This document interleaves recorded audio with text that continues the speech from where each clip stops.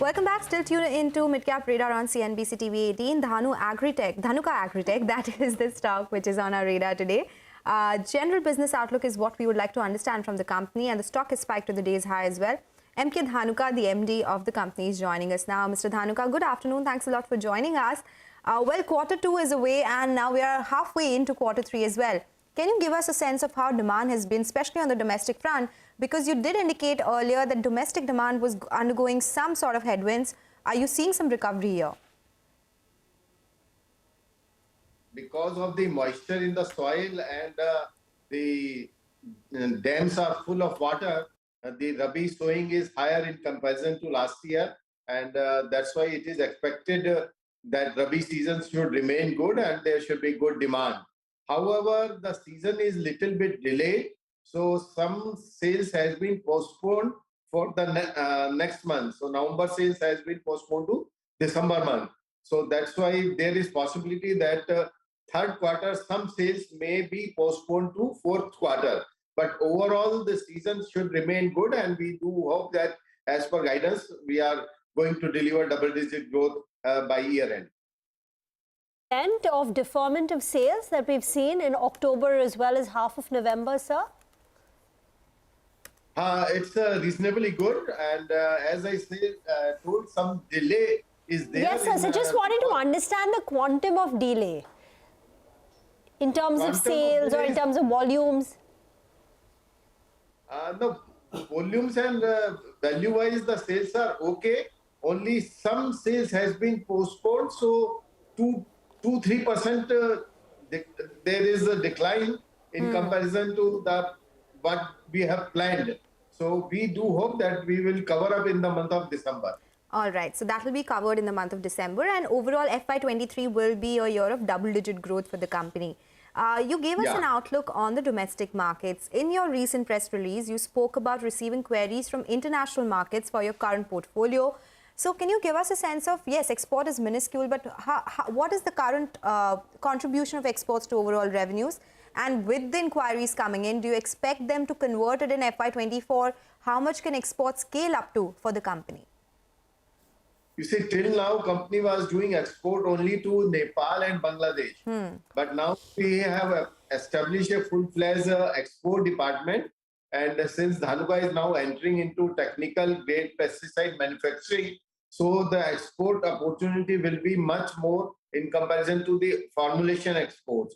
So that's why we have recently started. It is at nurturing stage. It will take time for this department to basically have good volumes, but definitely inquiry has started coming. And in next year onwards, we hope that around 5% of the business should come from the export segment. Okay, so FY24 export contribution to the revenue should be close to about 5%, right? Yeah. Okay. Could you tell us a little bit more about the high cost inventory? Because your gross margins have been subdued for the last couple of quarters because you were sitting on high cost inventory. Hasn't been completely wound down, and what is the outlook on gross margin, sir? You see, it's a declining trend in the industry. The prices went very high. Some of the molecules, the prices increase was more than 50%, and even in some of the molecules, it was even up to 100%. So such a huge rise is not basically accepted by the farmers, and gradually now the prices are coming down because of the sluggish demand and the easy availability of the raw materials. So that's why in reducing prices trend, there are always pressure on margins because you have in system high cost inventory and you have to sell your stocks at the market prices which are lower because of the reduced raw material cost. So that's why the pressure on margin will be there even in the third quarter. Okay, so pressure on margins because you're sitting on high cost inventory, but the selling price is reduced now. So that could be the reason why margins will be under pressure. Can you give us a sense of how much have prices fallen from the peak, both for the output and for the input as well? Depends from product to product. Yes, on an average, sir. On an average, if you can tell us, maybe 10%, 20%, there is a fall. How much? On an average, 7 to 8% price fall is there. Okay, on the raw material side as well?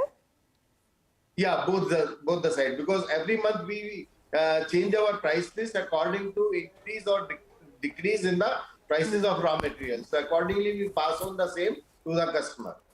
Understood. So do you expect this decline to continue considering the demand situation that we are looking at, or now that you're saying Rabi season is looking good, there is a scope of taking further price hikes?